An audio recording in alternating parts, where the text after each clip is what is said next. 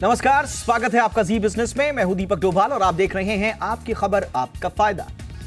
Bank अगर किसी को लोन देता है तो उस पर लगने वाले ब्याज दर की जानकारी तो कंज्यूमर को मोटी मोटी हो जाती है, लेकिन उस पर लगने वाले दूसरे चार्जेस कंज्यूमर को कई बार साफ साफ पता नहीं होते।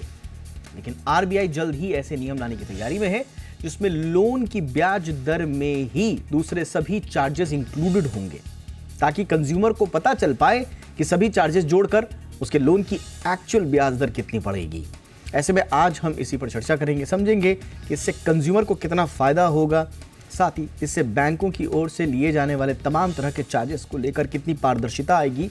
और इस पर भी लगातार हम चर्चा करेंगे एक्सपर्ट्स के साथ, समझेंगे कि ये कंज्यूमर के हक में कितना बड़ा फैसला हो सकता है और कितनी बड़ी प्रॉब्लम है। पहले रिपोर्ट, फिर मेहमानों के साथ चर्चा।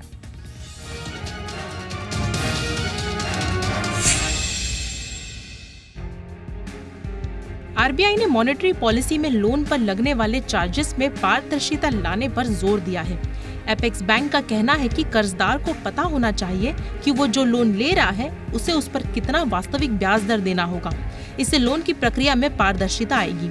अब तक यही होता है कि कंज्यूमर को होम, ऑटो, एजुकेशन, पर्सनल जैसे तमाम तरह के लोन पर बैंक की ओर से लगाए जाने वाले इंटरेस्ट रेट की ही जानकारी होती है, लेकिन बैंक लोन देने की पूरी प्रक्रिया के दौरान ऐसे कई तरह के चार्जेस लेते हैं जिनकी वास्तविक जानकारी कंज्यूमर को नहीं होती। जब लोन प्रोसेस में आ जाता है तो कंज्यूमर को दूसरे कई तरह के चार्जेस देने पड़ते हैं। आमतौर पर इसे हिडन चार्ज भी कहते हैं। अब आप सोच रहे होंगे कि आखिर आरबीआई को लोन के इंक्लूसिव इंटरेस्ट रेट की जरूरत क्यों पड़ी। दरअसल कोई भी लोन लेने के दौरान कंज्यूमर को प्रोसेसिंग, एडमिनिस्ट्रेशन या लॉगिन फीस के नाम पर, प्रीपेमेंट, रिकवरी या कन्वर्जन चार्जेस के नाम पर बैंक को कुछ निश्चित रकम चुकानी पड़ती है, लेकिन ये चार्जेस लोन के ब्याज दर का हिस्सा नहीं होते। लेकिन अगर इन पर लगने वाले चार्जेस को जोड़ दिया जाए तो कंज्यूमर को तय ब्याज दर से अधिक रकम चुकानी पड़ती है। दरअसल आरबीआई लोन को लेकर कंज्यूमर पर पड़ने वाले भार को पारदर्शी बनाने की दिशा में काम कर रही है। इससे छोटे कर्जदारों को काफी फायदा होगा। कर्ज लेते समय उसे पता होगा कि सभी चार्जेस लगने के बाद उसे लिए गए कर्ज के भुगतान के तौर पर सालाना कितना पैसा चुकाना होगा। दरअसल की फैक्ट स्टेटमेंट यानी KFS के जरिए आरबीआई का मकसद रिटेल और MSME लोन के दायरे को बढ़ाना है। इससे कंज्यूमर कर्ज को लेकर होने वाले भुगतान का आकलन कर सकेंगे, साथ ही उन्हें कर्ज लेने ना लेने का फैसला लेने में भी आसानी होगी। दरअसल हर बैंकों की प्रोसेसिंग फी अलग अलग हो सकती है, जो कि कर्ज राशि का 0.2% से 0.5% तक हो सकती है। कई बार बैंक स्कीम के तहत इसे माफ भी कर देते हैं। उसी तरह प्रोसेसिंग फी पर GST भी लगता है। अगर प्रोसेसिंग फी 5,000 रुपए है तो इस पर 18% GST जोड़ दे तो कंज्यूमर को कुल प्रोसेसिंग फी 6,900 रुपए बैठेगी। लेकिन अब आपको KFS के जरिए ये पता होगा कि लोन की ब्याज दर के साथ ये 6,900 रुपए भी उसे जमा करने हैं। आसान भाषा में समझे तो की फैक्ट स्टेटमेंट में कर्ज से जुड़े वो सभी चार्जेस शामिल होते हैं जिसे कंज्यूमर को चुकाना होता है। फिलहाल तो ये हिडन चार्जेस ग्राहकों की जेब पर भारी पड़ते हैं, लिहाजा ग्राहकों को इन चार्जेस के बारे में जानकारी होना बेहद जरूरी है। ब्यूरो रिपोर्ट, जी मीडिया। बहुत ही खास मेहमानों का पैनल इस वक्त मेरे साथ जुड़ चुका है। RK टक्कर साहब है हमारे साथ, पूर्व MD एंड CEO हैं यूको बैंक के। बहुत बहुत स्वागत है टक्कर साहब आपका हमारे शो पर। हमारे साथ हैं राजीव दास जी, CEO हैं आई लोन क्रेडिट्स के। बहुत बहुत स्वागत है राजीव जी आपका हमारे शो पर। और हमारे साथ हैं हर्ष रूंगटा जी, फाउंडर हैं फी ओनली इन्वेस्टमेंट एडवाइजर्स के। बहुत बहुत स्वागत है रूंगटा सर आपका। इनफैक्ट रूंगटा सर, मैं आपसे ही चर्चा की शुरुआत करना चाहूँगा। ये सर ऑब्जर्वेशन कितना इम्पॉर्टेंट है आरबीआई का, और एक्चुअल में ये ऑब्जर्वेशन आम लोगों का रहा है, लेकिन आरबीआई की तरफ से जब इस बात की अब पैरवी की जा रही है तो लग रहा है कि काफ़ी समय से आरबीआई की इस पर नज़र थी और शिकायतें भी इस तरह की थी। कितना बड़ा ये इशू है, और अगर वाकई में जो हिडन चार्जेस के बारे में अगर सही सही पारदर्शी जानकारी मिले तो ये कितना इम्पॉर्टेंट एक कंज्यूमर के लिए होगा? तो इंडिविजुअल्स के लिए तो ये जो स्टेप्स हैं ये पहले से ही थे। अब इसमें इन्होंने MSME को जोड़ दिया है, और MSME एकदम क्रेडिट टू मतलब जो लोन्स हैं MSME सेक्टर को वो एक्सप्लोड कर रहा है, क्योंकि जैसे जैसे हमारी इकोनॉमी सशक्त हो रही है, और वो सशक्त हो रही है इन एमएसएमई के इनके बलबूते पर, बिकॉज ये मेजर एम्प्लॉयर्स होते हैं, मेजर इनकम जनरेटर्स होते हैं कोई भी इकनॉमी में, और इंडिया में खास करके क्योंकि हम एंटरप्रेन्योर्स हैं। और अब जो हमने स्टैक बना दिया है कि आज एक ठेले वाले के पास भी, छोटे से छोटे व्यवसायी के पास भी, चूँकि इलेक्ट्रॉनिक और डिजिटल पेमेंट्स लेने लग गए हैं, उसकी भी बैंक स्टेटमेंट रन करती है पेजेस एंड पेजेस में, और अकाउंट एग्रीगेटर के थ्रू, जो अकाउंट एग्रीगेटर फ्रेमवर्क है उसके थ्रू ये पोटेंशियल लेंडर्स को मिलती है, और वो उनको कैश फ्लो के बेसिस पे उनकी क्रेडिट आंक सकते हैं। तो ये जो एक चेंज हुआ है, इससे एमएसएमई लोन्स बहुत टेक ऑफ किया है, और उसमें पारदर्शिता लाना बहुत इम्पॉर्टेंट है, और ये स्टेप बहुत ही सराहनीय है। कितनी बड़ी प्रॉब्लम है? तो प्रॉब्लम है फिलहाल, आई थिंक इसको अगर ये स्टेप शुरू का स्टेप है, इसमें कई आगे इनको काम करना पड़ेगा, बिकॉज अभी भी इंडिविजुअल्स में भी जी कई ऐसी चीजें हैं जो उनको नहीं मालूम होती। एब्सोल्युटली, मैं आपसे यही कह रहा था सर कि एमएसएमई के लिए तो खास तवज्जो आरबीआई ने दी है, लेकिन इंडिविजुअल्स के लिए भी अभी मैकेनिज्म में ठीक है, कागज़ों में वो बहुत सारी चीज़ें हैं, लेकिन एक्चुअल में एक पारदर्शी इकोसिस्टम संभवतः हम बनाने में नाकाम रहे। थोड़ा सा मैं आप ही के पास आऊँगा सर दोबारा, रूंगटा सर, थोड़ा ये समझाइए कि ये जो की फैक्ट स्टेटमेंट्स हैं, ये की फैक्ट स्टेटमेंट कैसा होगा, और एमएसएमई के अलावा मैं थोड़ा सा वापस मैं इंडिविजुअल्स पे थोड़ा सा जा रहा हूँ, कितना इंपॉर्टेंट होगा इंडिविजुअल्स के लिए? क्या की फैक्ट स्टेटमेंट है पहले से इसकी व्यवस्था? तो ये जो फ्रेमवर्क है कि पारदर्शिता होनी चाहिए, जो एनुअल परसेंटेज रेट है वो दर्शाई जानी चाहिए, जो ये so called zero interest charges हैं उसमें एक्चुअल इंटरेस्ट आप कितना दे रहे हैं ये दिखाना, ये सारी प्रोविजंस आज भी इंडिविजुअल्स के लिए एग्जिस्ट करते हैं। अच्छा। लेकिन फिर भी बहुत से हिडन चार्जेस हैं, जैसे सबसे बड़ा हिडन चार्जेस होता है आज की तारीख में इंश्योरेंस, बिकॉज सारे के सारे लेंडर्स इंश्योरेंस एजेंट्स बन गए हैं, और although very clear IRDA guidelines हैं, वेरी क्लियर आरबीआई गाइडलाइंस हैं कि आप अपनी इंश्योरेंस पॉलिसी थोप नहीं सकते। आप ये कर सकते हैं कि इंश्योरेंस पॉलिसीज होनी चाहिए, लेकिन यही इंश्योरेंस पॉलिसी लो ये नहीं थोप सकते। बट इन प्रैक्टिस ये जो महंगी इंश्योरेंस पॉलिसीज होती हैं ये चिपकाई जाती हैं। एमएसएमईज के केस में तो मतलब उनको फोर्स किया जाता है कि जो अच्छी पॉलिसीज नहीं है, कम से कम इंडिविजुअल्स में तो टर्म इंश्योरेंस है, प्रॉपर्टी इंश्योरेंस है, अच्छी पॉलिसीज होती हैं, वो इतनी थोड़ी सी महंगी होती हैं लेकिन पॉलिसीज बहुत ज़रूरत की होती हैं। ठीक। एमएसएमईज के केस में तो मतलब endowment policies, money back policies, ऐसी टाइप की पॉलिसीज जो हैं लेंडर्स करते हैं। अब ये चीज़ पारदर्शिता से भी सॉल्व नहीं होगी क्योंकि ये चार्ज नहीं है, चार्ज नहीं, दिस इज नॉट ये ऐसा चार्ज नहीं है जो आप लेंडर को दे रहे हैं, एक आप थर्ड पार्टी को दे रहे हैं लेंडर के जरिए। और आपने सही कहा, और ये चार्जेस लगाने का तरीका भी बिल्कुल अलग है। आप सोचिए, आप बैंक में जा रहे हैं, कोई एमएसएमई है, कोई छोटा कारोबारी, वो लोन लेने जा रहा है, तो उसी बैंक के प्रीमाइसेस के भीतर आपको इस तरह के लोन देने वाले हो जाएंगे, और एक पूरा का पूरा इकोसिस्टम ऐसा बनाया जाता है कि आपको फोर्स किया जाता है इस तरह के लोन्स लेने के लिए। लेकिन फिर अंत में आपकी मजबूरी हो जाता है कि या तो आप लोन लेकर जाइए, साथ में इंश्योरेंस भी लीजिए, खास तरह का इंश्योरेंस लीजिए, वरना आप रिजेक्टेड हैं।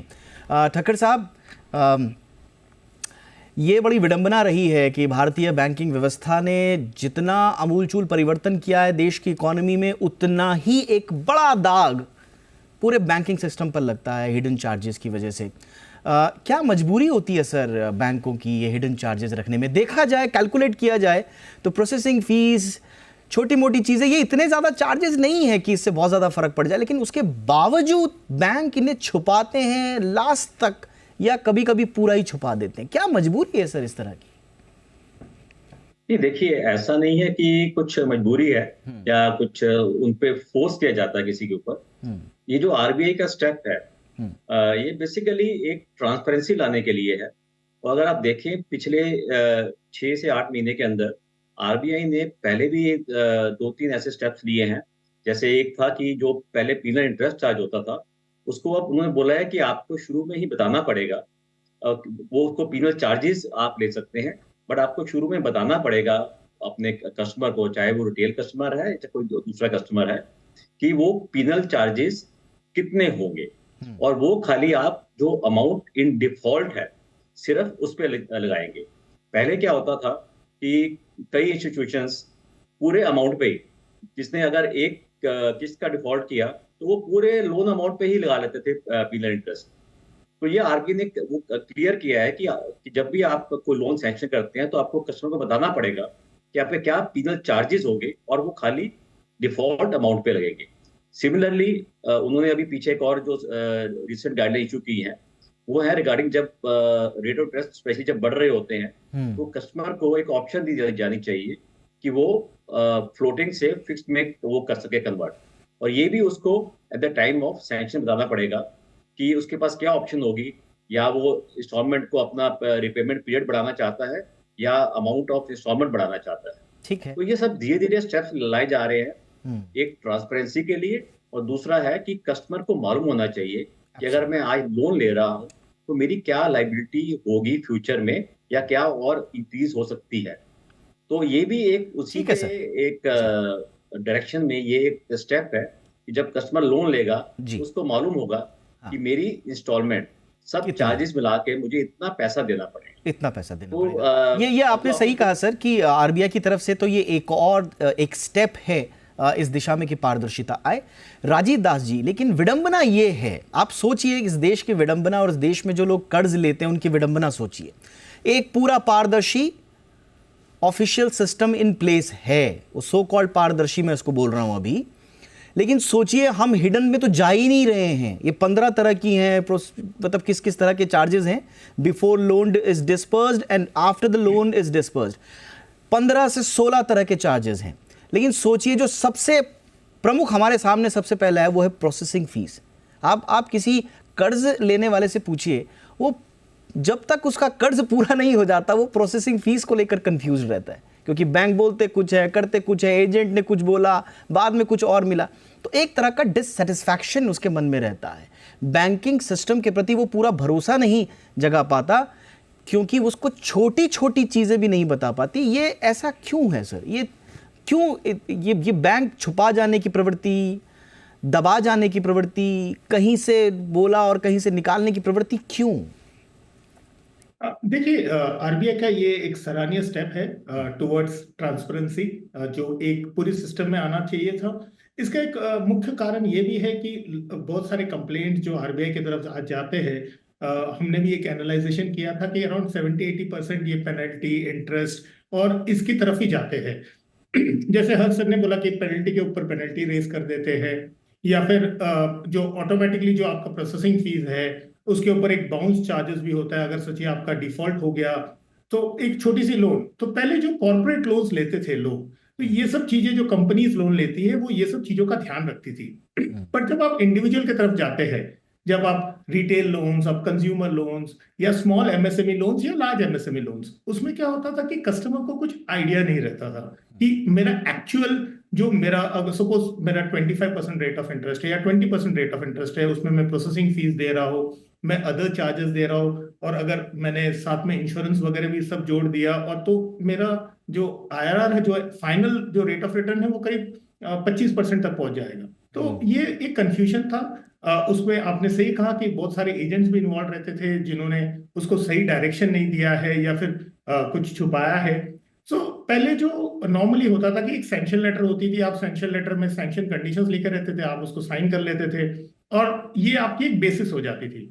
बट एक की फैक्ट स्टेटमेंट में जो पेनल्टी क्लॉसेस है या बाउंस चार्जेस है या एनी अदर चार्जेस जिसको आप नॉर्मली आप विजुअलाइज नहीं कर पा रहे स्टार्टिंग से, ये सब ऑलरेडी लिखा हुआ है। जैसे आप पूरे लोन के ऊपर नहीं, जितना आपका ईएमआई है उसके ऊपर ही आपका पेनल्टी इंटरेस्ट रहेगा एट द रेट ऑफ 2%, 3%, जो भी उनके चार्जेस है।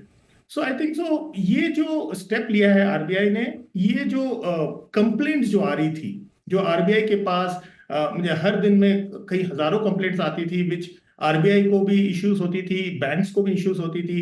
एंड हमेशा ये बोला जाता था या इंस्टीट्यूशंस बोलते थे कि बस ये तो हमने बता दिया था उनको पहले ही, बट कहीं पे ये डॉक्यूमेंटेड नहीं था। आज क्या हो रहा है, एक की फैक्ट स्टेटमेंट आने से ये डॉक्यूमेंटेड है, कस्टमर को ये सैंक्शन के पहले, डिसबर्समेंट से पहले उसको ये समझाया जाता है, इसमें साइन लिया जाता है, ताकि कल जाके जब अगर वो इसके बारे में कंप्लेन करता है या समथिंग, तो ये प्रूफ भी रह जाती है। So I think so it is both way, it's going to help the institutions also, कि इंस्टीट्यूशंस लोग उनको दिखा पाएंगे, चाहे वो बैंक्स हो, डिजिटल लेंडिंग आज के डेट में बहुत इंपॉर्टेंट हो गया है। सो सब लोन्स डिजिटली हो रही है, तो जो डॉक्यूमेंट्स का जो आदान प्रदान है वो डिजिटली हो रही है, तो बहुत सारे लोग पढ़ते नहीं है इस डॉक्यूमेंट्स को। तो ये एक इम्पोर्टेंट है कि ये आपको समझाया जा रहा है कि आपने ये साइन किया है। तो मेरे हिसाब से ये win win situation for both, win win situation दोनों के लिए है। लेकिन अब इसमें एक सवाल ये रह जाता है, मैं एक छोटा सा ब्रेक ले रहा हूं, मेरे साथ तीनों मेहमान हैं। अब एक सवाल ये रह जाता है कि इस देश में डॉक्यूमेंट्स के सरलीकरण पर बड़ी पुरानी बहस है। अगर माना ये, अगर आपका स्टेटमेंट भी बैंक की तरफ से तैयार हो और उसमें शर्तों को ऐसे लिखा जाए कि वो घुमा फिरा के फिर कस्टमर को जो है कंफ्यूज कर दें, उसका डॉक्यूमेंटेशन की लैंग्वेज पे थोड़ा सा बात करेंगे, तो क्या ये ढाक के तीन पात वाली स्थिति नहीं रहेगी? क्योंकि ऐसा होता है, हमने बहुत सारे शोज इसमें करे हैं जिसमें एक देश एक फॉर्मेट की बात की जाती है, चाहे आप घर ले रहे हो, चाहे आप कोई दूसरी चीज़ ले रहे हो, उस पर जो डॉक्यूमेंटेशन होता है उसका सरलीकरण किया जाए। तो कहीं ऐसा तो नहीं कि बैंक्स इन ज़रूर चार्जेस का जिक्र करें, लेकिन एक ऐसी लैंग्वेज में जो फिर अंततोगत्वा ग्राहक के समझ में ही ना आए या फिर वो कंफ्यूज हो जाए। लोन में अब झोल नहीं, आरबीआई का साफ तौर पर कहना है, खासतौर से एमएसएमईज के लिए, कि अब बैंक्स जो हैं साथ ही साथ में एक की फैक्ट स्टेटमेंट भी जारी करेंगे, ताकि दोनों पार्टीज को ये पता रहे कि लोन किन शर्तों पर दिया जा रहा है। तो कुल मिला के हिडन चार्जेस को का ये जो पूरा प्रॉब्लम है उनको दूर करने की कोशिश आरबीआई की तरफ से पारदर्शिता लाने की। रुंगटा सर, मैं वही जो सवाल पूछ रहा था कि चलिए आपने की फैक्ट स्टेटमेंट में इन चार्जेस का जिक्र कर दिया, तो अब ऐसा लग रहा है कि अब वो हिडन नहीं रहेंगे, लेकिन उनको वसूलने के तरीके इस तरह की लैंग्वेज बना दी जाएगी कि भविष्य में वो तरीकों पर एक सवाल या निशान लगा रहेगा, तो फिर ये प्रीडेटरी लेंडरिंग में चला जाएगा। तो लैंग्वेज पर आपका क्या कहना है सर, कि सरलीकरण होना चाहिए, नहीं होना चाहिए? ज़्यादा की फैक्ट स्टेटमेंट की भी लैंग्वेज को लेकर क्या कुछ बैंक कुछ खेल कर सकते हैं?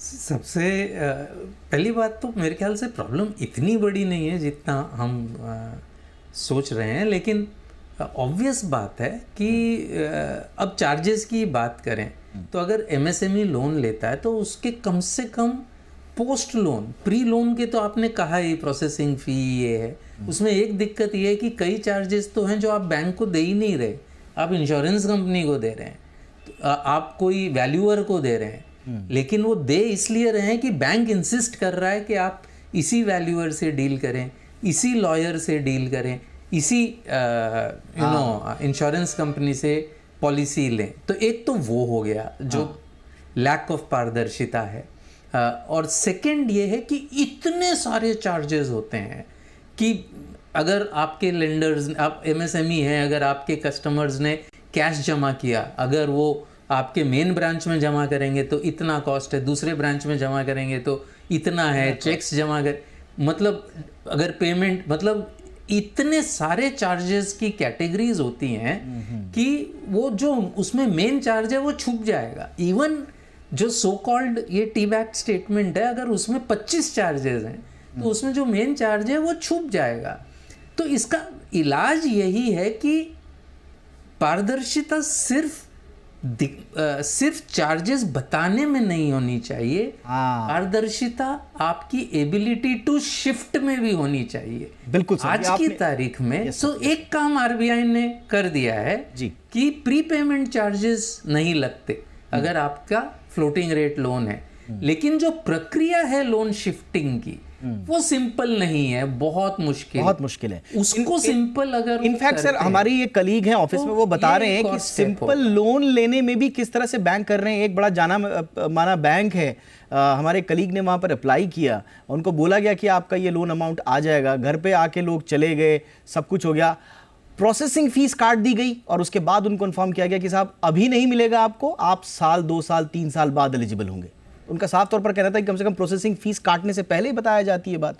तो इस तरह से बड़े बड़े बैंक कर रहे हैं। टक्कर साहब, आपको नहीं लगता है कि ये सारी हिडन जो चीजें हैं ये आखिर में ये स्ट्रेस डालती हैं लेंडर पर, और उसके ऊपर स्ट्रेस आएगा तो वो वापस नहीं कर पाएगा लोन, वापस लोन नहीं कर पाएगा तो फिर बैंक की मुसीबत।